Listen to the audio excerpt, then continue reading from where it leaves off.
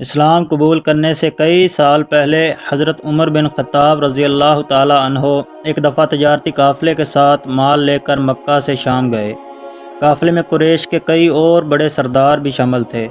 یہ قافلہ شام کے سب سے بڑے شہر دمشق گیا اور وہاں اپنا مال بیچ کر مکہ واپس روانہ ہوا۔ تھوڑا سا فاصلہ طے کرنے پر حضرت عمر کو یاد آیا کہ ان کی ایک رشتہ دار خاتون نے انہیں کچھ سونا دیا تھا کہ اسے بیچ کر اس کے لیے کچھ کپڑے وغیرہ لیتے آئیں۔ انہوں نے اپنے قافلے کے ساتھیوں سے کہا کہ فلاں عورت کا کام کرنے واپس دمشق جا رہا ہوں، کوشش کروں گا کہ یہ کام کر کے جلدی واپس آ جاؤں۔ حضرت عمر دمشق واپس گئے تو بازار بند ہو چکے تھے۔ مجبوراً وہ ایک مسافر خانے میں ٹھہرے اور سو گئے۔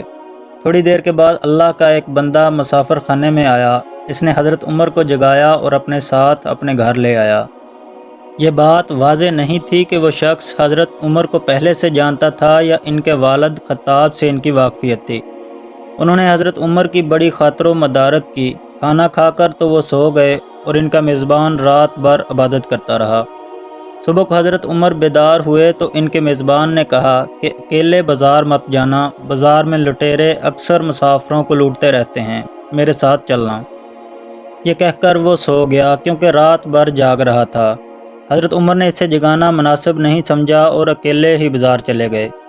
ابھی بازار کھلا بھی نہیں تھا، اس لیے وہ بازار کھلنے کا انتظار کرنے لگے۔ کچھ دیر کے بعد ایک عیسائی پادری اپنے نوکروں کے ساتھ آیا اور حضرت عمر کی طرف اشارہ کر کے اپنے نوکروں کو حکم دیا کہ اس شخص کو پکڑ لو، یہ گرجے کا کام بہت اچھی طرح سے کر لے گا۔ اس زمانے میں حضرت عمر بڑے تنومند پہلوان تھے۔ پادری کے نوکروں نے ان کو پکڑ لیا اور ایک پرانے گرجے میں لے گئے۔ پادری نے ان کو ایک ہتھوڑا دیا اور ان کو گرجے کی ایک دیوار توڑنے پر لگا دیا۔ ایسا معلوم ہوتا تھا کہ وہ اس جگہ پر ایک نیا گرجا بنوانا چاہتا تھا۔ حضرت عمر دن بھر کام کرتے رہے، کہیں شام کو جا کر چھٹی ملی تو وہ تھکے ہارے واپس مسافر خانے میں آ کر بیٹھ گئے۔ پہلے ہی دن والا نیک آدمی پھر آیا اور اس نے پوچھا کہ آپ کدھر چلے گئے تھے؟ حضرت عمر نے اسے سارا قصہ بتا دیا۔ وہ شخص آج بھی ان کو اپنے گھر لے گیا اور ان کی بڑی خاطر و مدارت کی اور انہیں تاکید کی کہ کل بازار جاتے وقت مجھے ساتھ لے جانا۔ اس کے بعد وہ عبادت میں مشغول ہو گیا اور حضرت عمر سو گئے۔ دوسرے دن بیدار ہوئے تو اپنے نیک میزبان کو سوتے پایا۔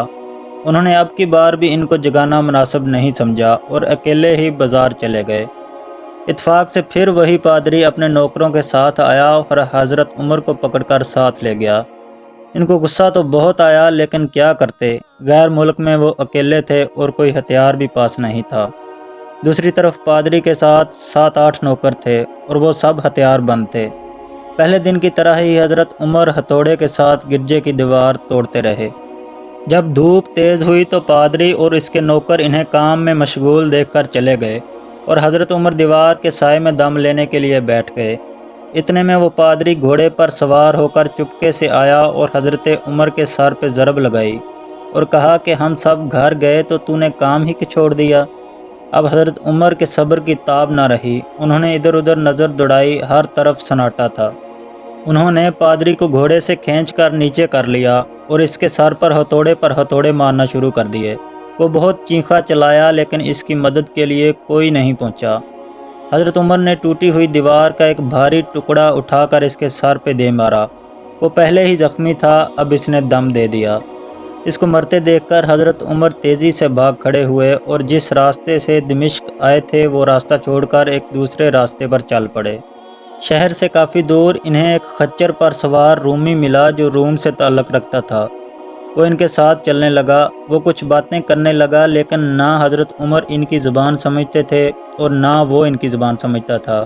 اس نے یکا یک اپنی تلوار پر ہاتھ ڈالا۔ حضرت عمر سمجھ گئے کہ وہ ان پر وار کرنا چاہتا ہے۔ انہوں نے فوراً ہی خچر سے اسے کھینچ لیا اور اس سے تلوار چھین کر ایک ہی وار میں اس کا کام تمام کر دیا۔ پھر آپ رضی اللہ تعالی عنہ خچر پر سوار ہو کر آگے چلے۔ اس کے بعد کیا ہوا اس کا حال خود حضرت عمر نے اس طرح بیان کیا ہے کہ اس جگہ سے روانہ ہو کر میں ایک گرجے میں پہنچا۔ یہاں عیسائیوں کی ایک جماعت رہتی تھی۔ میں گرجے کے اندر داخل ہوا تو گرجے میں رہنے والے سب لوگ میرے ارد گرد جمع ہو گئے اور مجھ سے میرے حالات کے بارے میں پوچھنے لگے۔ پھر وہ اپنے پادری کے پاس مجھے لے گئے۔ پادری مجھے نہایت غور سے دیکھنے لگا اور اس کے بعد کہنے لگا کہ ایسا معلوم ہوتا ہے کہ تمہیں کسی چیز کا خوف ہے۔ میں نے کہا کہ تم نے کیسے اندازہ لگا لیا کہ مجھے کسی چیز کا خوف ہے؟ اس نے میرے سوال کو ٹال دیا اور کہا کہ آپ جب تک چاہیں یہاں ٹھہریں، آپ کو یہاں کسی قسم کا کوئی خطرہ نہیں، آپ ہماری حفاظت میں ہیں۔ پھر اس پادری نے مجھے اپنے گھر میں مہمان کی طرح رکھا اور میری نہایت ہی خاطر و مدارت کی، اور پھر پوچھا کہ آپ کون ہیں؟ میں نے اسے بتایا کہ میں مکہ کا رہنے والا ہوں اور قبیلہ قریش سے تعلق رکھتا ہوں۔ تجارتی قافلے کے ساتھ شام آیا تھا۔ تجارت کا مال بیچنے کے بعد ایک ضروری کام کے لیے مجھے اپنے قافلے سے جدا ہو کر واپس دمشق جانا پڑا۔ اب میں اپنے وطن واپس جا رہا ہوں اور راستہ بھٹک کر یہاں آ نکلا ہوں۔ پادری مجھے غور سے دیکھتا رہا اور بار بار طرح طرح کے سوال کرتا رہا۔ میں نے ان کے ہاں نہایت ہی آرام سے رات بسر کی۔ صبح کو پادری نے پوچھا کہ آپ کا ارادہ یہاں ٹھہرنے کا ہے یا آگے جانے کا؟ میں نے کہا کہ اب میں آپ سے رخصت ہونا چاہوں گا۔ یہ سن کر پادری نے اپنا ایک شاندار گدھا جو بڑا خوبصورت اور نہایت ہی تیز رفتار تھا لے آیا۔ اس گدھے کی پیٹھ پر کھانے کی مزیدار چیزیں اور قیمتی تحفے بھرے ہوئے تھے، اور پھر کہنے لگا کہ آپ اس گدھے پر سوار ہو جائیں اور چل پڑیں۔ راستے میں آپ کا گزر کسی عیسائی کے مکان کے پاس سے ہوگا تو وہ آپ کو اس گدھے پر سوار دیکھ کر آپ کی بے حد تعظیم کرے گا اور آپ کی خاطر و مدارت میں کوئی کسر نہیں چھوڑے گا۔ یہ کہہ کر پادری نے میرا ہاتھ پکڑا اور تنہائی میں لے جا کر کہنے لگا کہ اے عمر، آپ پر میرا حق واجب ہو گیا۔ میں نے کہا بے شک۔ اس نے کہا آپ کا تعلق ایک معزز قوم سے ہے، میری آپ سے ایک عرض ہے۔ میں نے کہا کہ آپ بیان کر لیں، لیکن حیرت کی بات ہے کہ آپ جیسا بڑا آدمی مجھ جیسے پریشان حال مسافر سے کوئی غرض رکھتا ہو۔ اس نے بڑے یقین بھرے لہجے میں کہا کہ سنیں، میں ایک ایسا آدمی ہوں جسے اللہ نے آسمانی کتابوں کا علم عطا کیا ہے۔ میں نے آپ کی ذات میں بہت سی ایسی نشانیاں دیکھی ہیں جو یہ ظاہر کرتی ہیں کہ جب ایک مقررہ مدت پوری ہو جائے گی تو حالات میں زبردست تبدیلی آئے گی۔ اس وقت آپ ہمارے ملک کے حاکم بن جائیں گے اور یہاں کے سب شہروں میں آپ ہی کا حکم چلے گا۔ اس کے بعد پادری نے اپنی جیب سے قلم دوات اور کاغذ نکال کر کہا کہ میری غرض یہ ہے کہ آپ اس کاغذ پر لکھ دیں کہ اس گرجے اور اس کی جائیداد پر کسی قسم کا کوئی محصول لاگو نہیں کیا جائے گا۔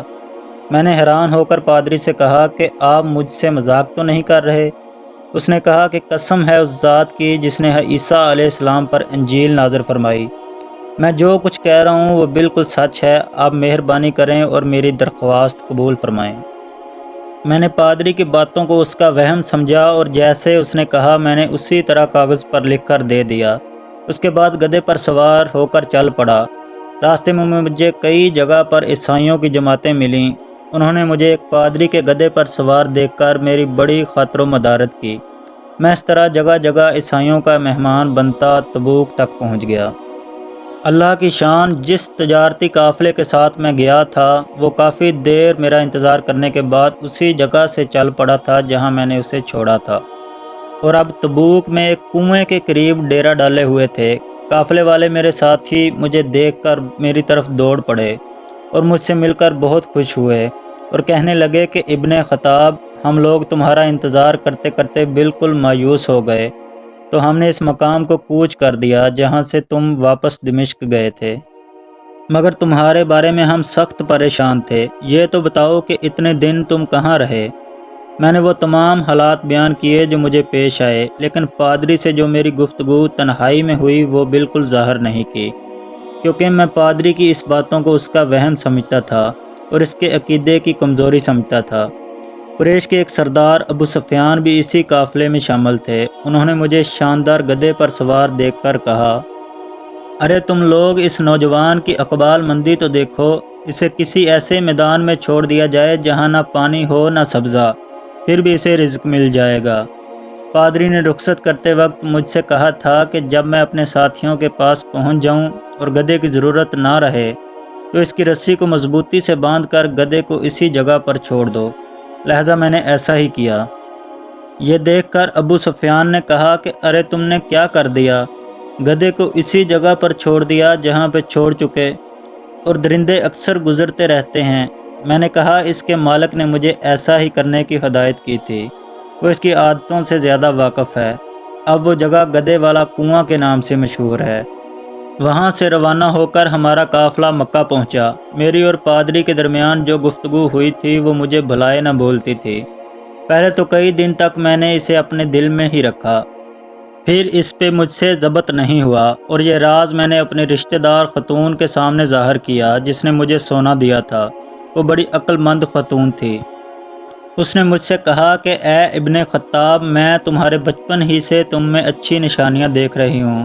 جب تم بہت چھوٹے بچے تھے تو میں نے ایک دفعہ خواب میں دیکھا کہ تم لمبے ہوتے جا رہے ہو، اور تمہارا قد اتنا لمبا ہو گیا ہے کہ اس نے آسمان کو چھو لیا ہے۔ یہ دیکھ کر میں نے خواب میں کہا کہ ارے یہ میرے بچے کی کیا حالت ہو گئی ہے۔ کسی نے کہا کہ یہ لڑکا دنیا اور آخرت میں بھلائی پانے والا بنے گا۔ جاہلیت کے زمانے میں اس قسم کی باتوں کا مطلب میری سمجھ میں نہیں آتا تھا۔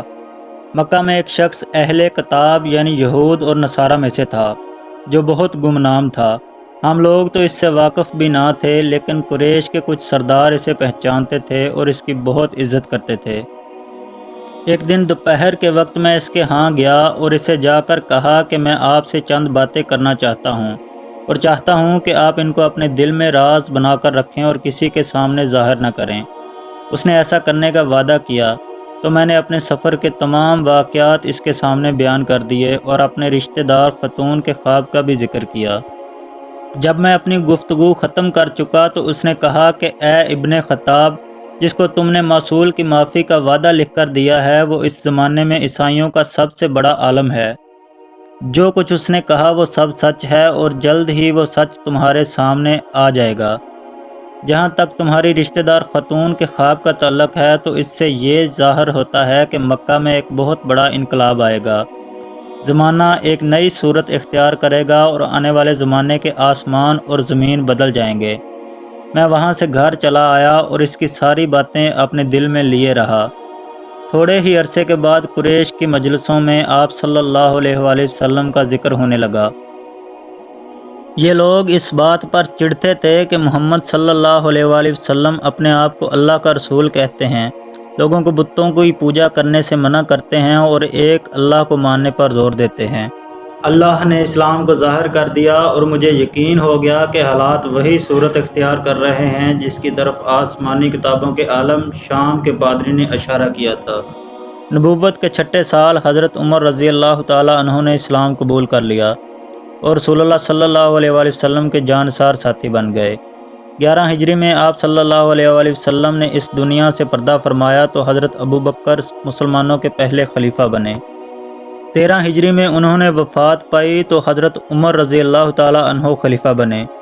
ان کے سفر نامہ کی روایت کرنے والے راوی کا بیان ہے کہ حضرت عمر فاروق اپنے خلافت کے زمانے میں شام تشریف لے گئے تھے تو ایک بوڑھا آدمی جس کے بال برف کی طرح سفید ہو چکے تھے عیسائیوں کی ایک جماعت کے ساتھ ان کی خدمت میں حاضر ہوا اور عرض کیا کہ اے امیر المومنین، کیا آپ مجھے جانتے ہیں؟